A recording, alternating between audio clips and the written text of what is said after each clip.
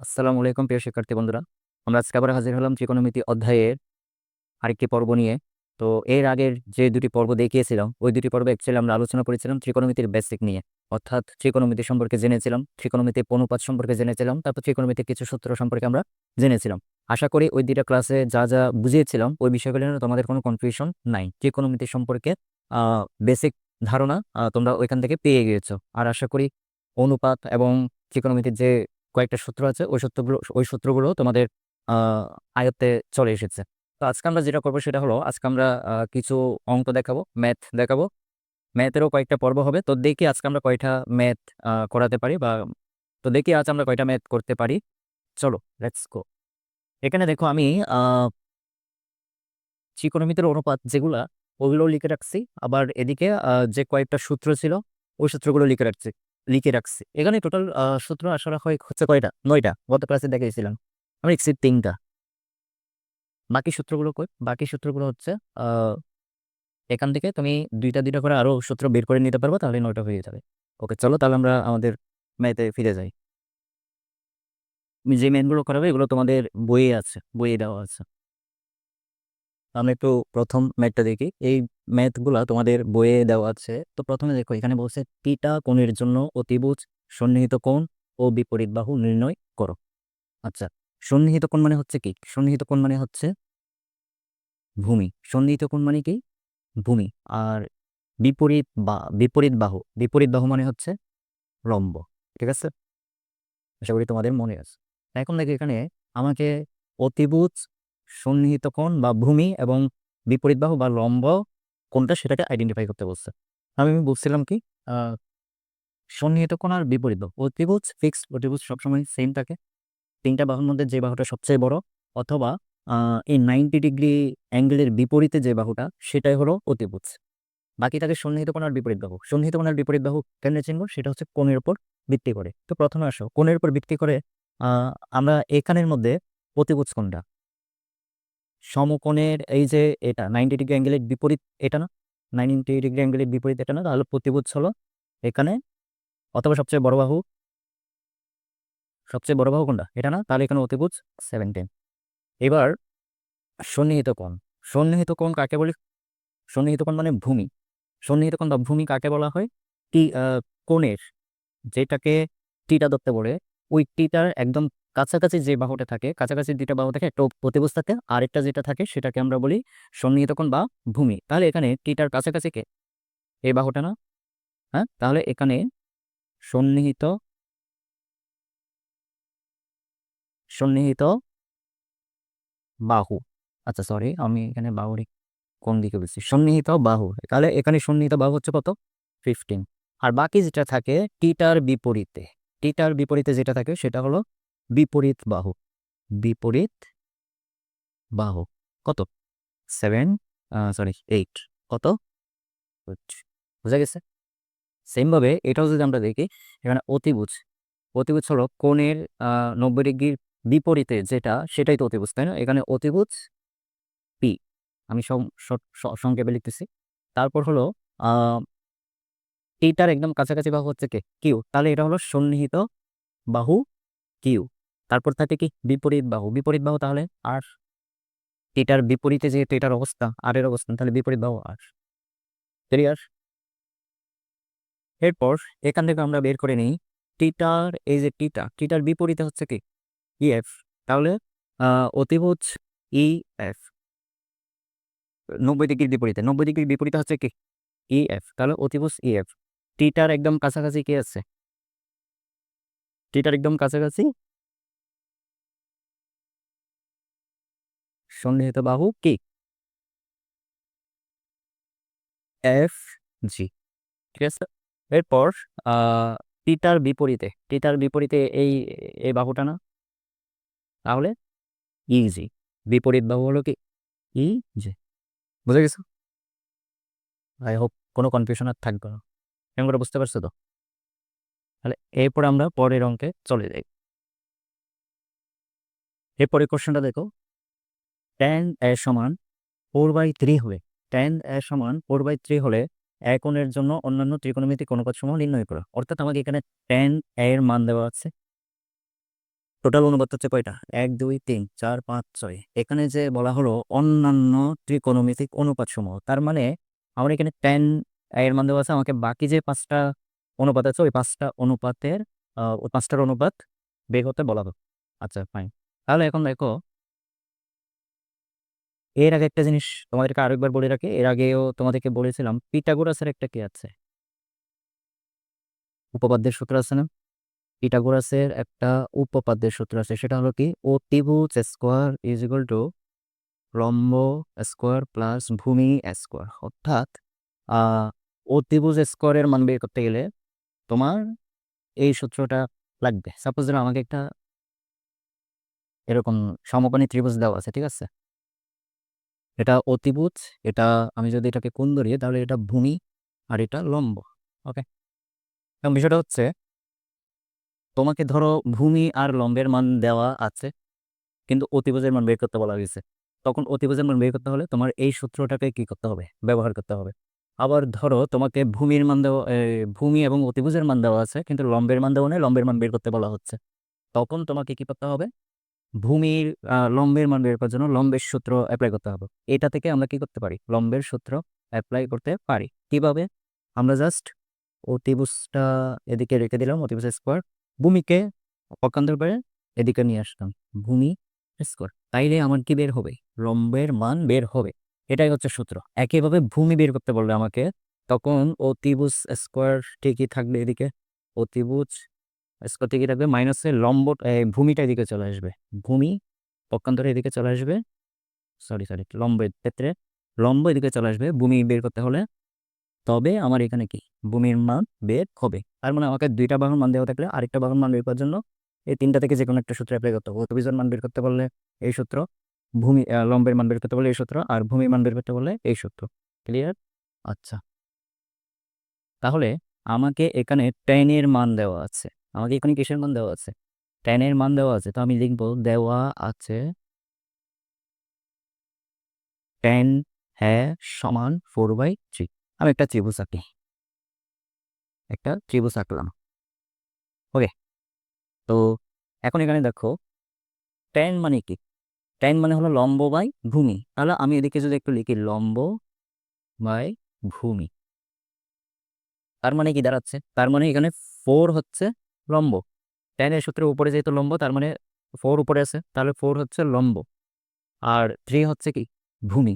তাহলে আমরা লিখবো এখানে লম্ব মানে কি? বিপরীত বাহু। এখানে বিপরীত বাহু হলো 4 আর সন্নিহিত বাহু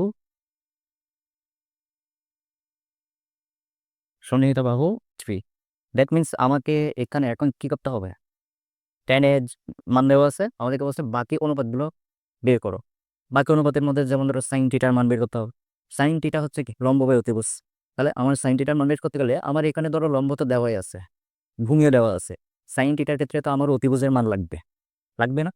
সেই জন্য আমার হচ্ছে কি আগে অতিভুজের মানটা বের করে নিতে হবে। আমি cos থিটার মান বের করতে গেলেও আমার এখানে অতিভুজ লাগবে, কসেকের মান বের করতে গেলেও অতিভুজ লাগবে, সেকেন্ড মান বের করতে গেলেও আমার কি অতিভুজ লাগবে। এই জন্য আগে আমাকে অতিভুজের মান বের করতে হবে।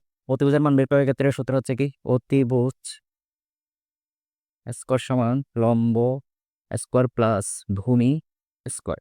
এখন আমরা অতিভুজের মান বের করি, তাহলে অতিভুজ স্কোয়ার, লম্বের মান কত? লম্ব মানে বিপরীত বাহু, বিপরীত বাহু হলো কত? 4 স্কোয়ার প্লাস ভূমি, ভূমি মানে সন্নিহিত বাহু, সন্নিহিত বাহু কত? 3, তাহলে 3 স্কোয়ার।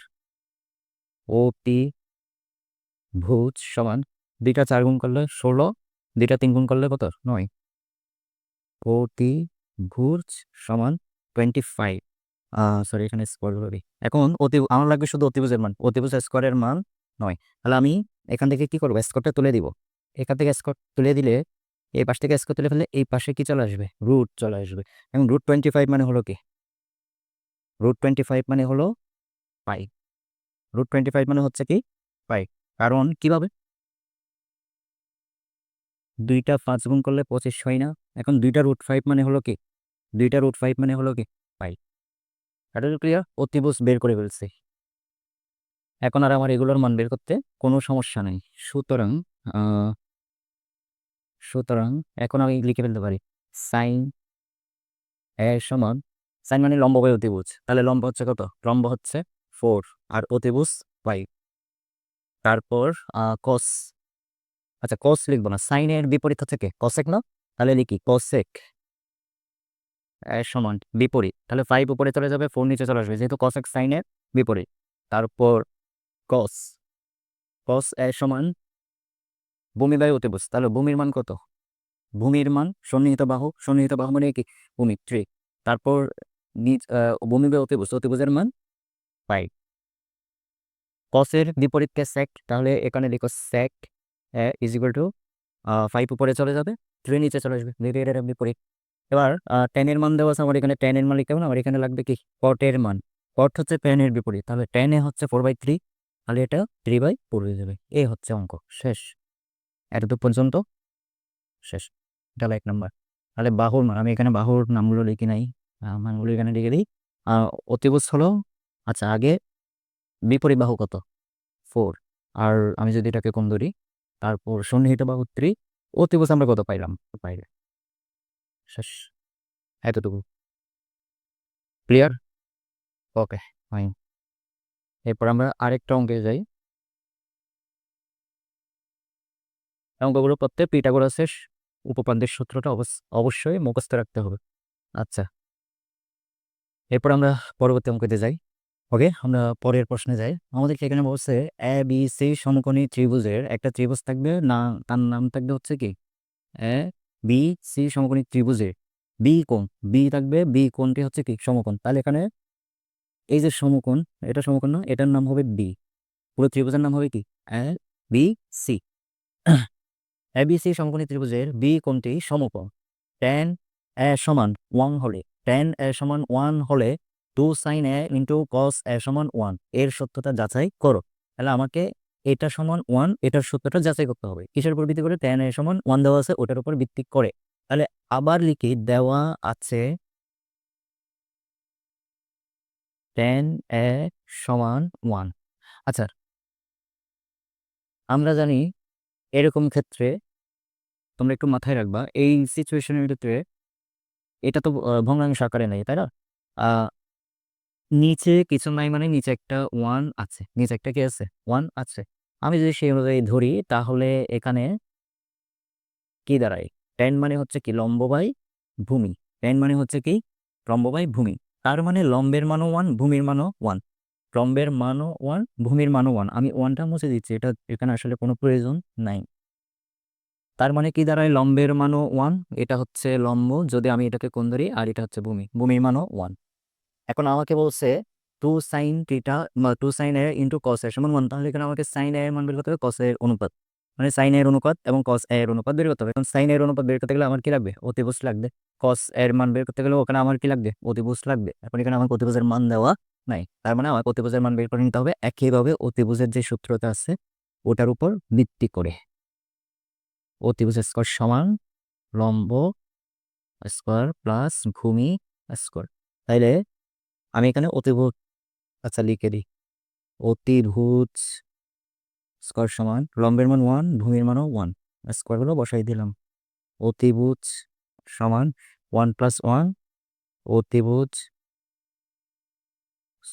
সমান 2। এখন অতিভুজ থেকে যদি স্কয়ার তুলে ফেলি তাহলে কি হবে?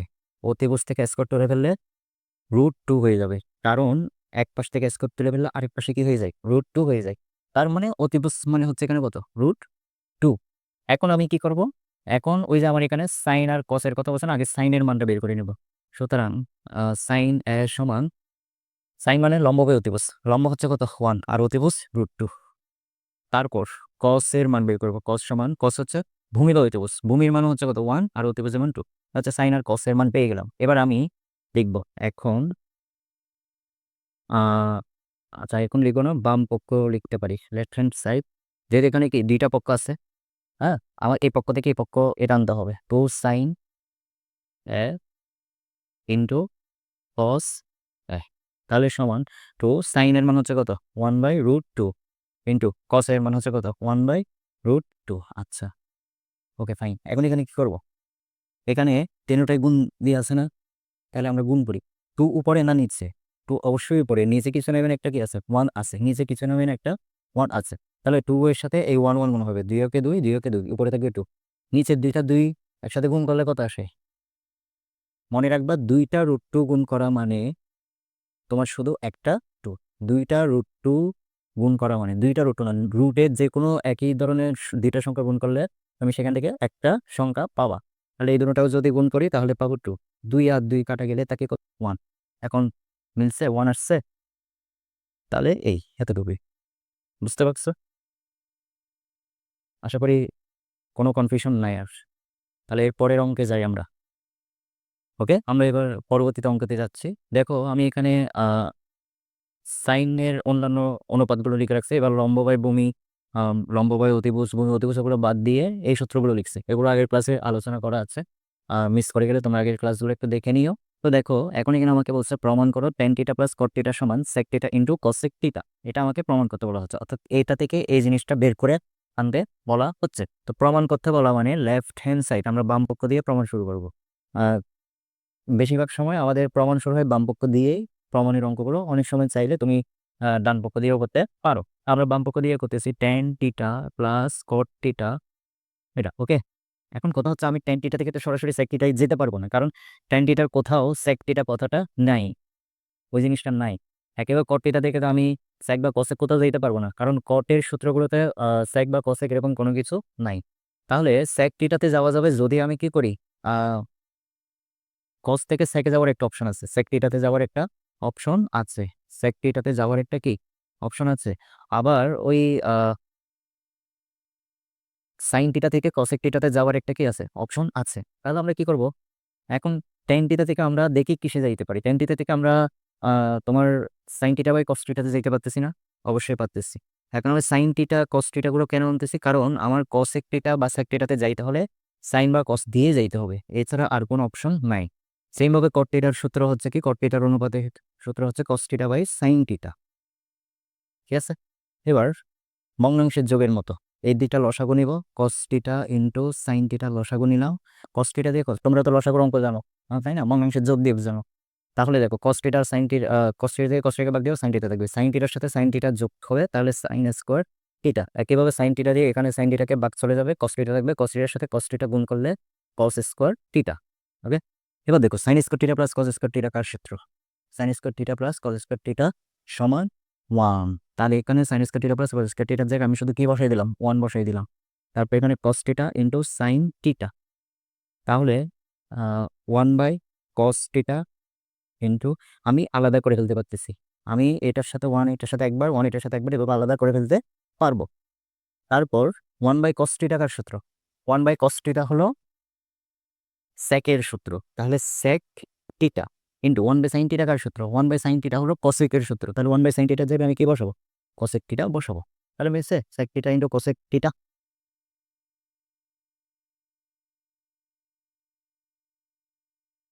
মিলছে তো?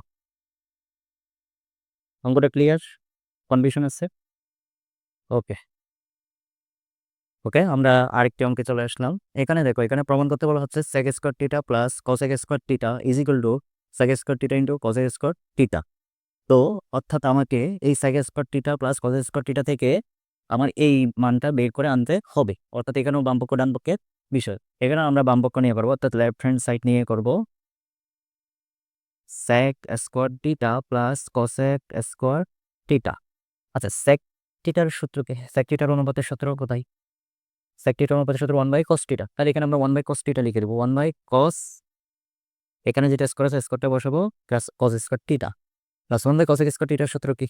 1 বাই cosec θ হচ্ছে কার সূত্র? 1 বাই cosec θ sin θটার সূত্র। তাহলে লিখবো 1 বাই sin স্কোয়ার, যেহেতু আজকে এখানে স্কোয়ারটা দিব sin স্কোয়ার θ। ওকে, আবার ভগ্নাংশের যোগ, একইভাবে লসাগু নিব cos স্কোয়ার θ ইন্টু sin স্কোয়ার θ, এটাতে বাদ যাবে, তাহলে এখানে আসবে sin স্কোয়ার θ, কোণের সাথে গুণ করলে প্লাস, এখানে বাদ যাবে cos স্কোয়ার θটার সাথে গুণ করলে cos স্কোয়ার θ আসবে। এখন আবার দেখো sin square θ plus cos square θ আর সূত্র sin square θ plus cos square θ সমান 1।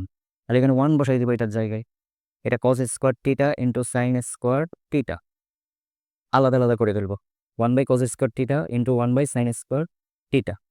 এখন দেখো 1 বাই cos স্কোয়ার θ, এখানে স্কোয়ার আমরা নিচ্ছি না, just cos theta, 1/cos theta কার সূত্র? 1/cos থিটা 1/sec থিটার সূত্র। তাহলে আমরা sec বসাইতে পারি, এখন এখানে যেহেতু স্কোয়ার আছে স্কোয়ারটা বসাইতে হবে sec স্কোয়ার থিটা। একই 1/sin স্কোয়ার থিটা কার সূত্র? 1/sin স্কোয়ার থিটা cos থিটার সূত্র। আর 1/sin থিটা মানে cosec theta, sorry cosec theta. যেখানে স্কোয়ার আছে এখানেও আমার স্কোয়ার বসাতে হবে, cos স্কোয়ার থিটার সূত্র। এখন তুমি বলতে পারো যে এখানে তো স্কোয়ার নেই, এখানে স্কোয়ার আছে, তাহলে কি সূত্রগুলো হবে? হ্যাঁ হবে, তুমি জাস্ট স্কোয়ারটা বসাই দিবা, বাকি সব ঠিকঠাক থাকবে। তাহলে এখন এটার সাথে এটা মিললো কিনা? ক্লিয়ার? আশা করি আজকে যতটুকু বুঝাইলাম তোমরা বুঝতে পেরেছো। চেষ্টা করবো বাসায় এগুলো নিয়ে একটু প্র্যাকটিস করতে। পরবর্তী ক্লাসে আমরা আরও কিছু এরকম ম্যাথ নিয়ে আসবো। ততক্ষণ পর্যন্ত সাথে থাকার জন্য ধন্যবাদ।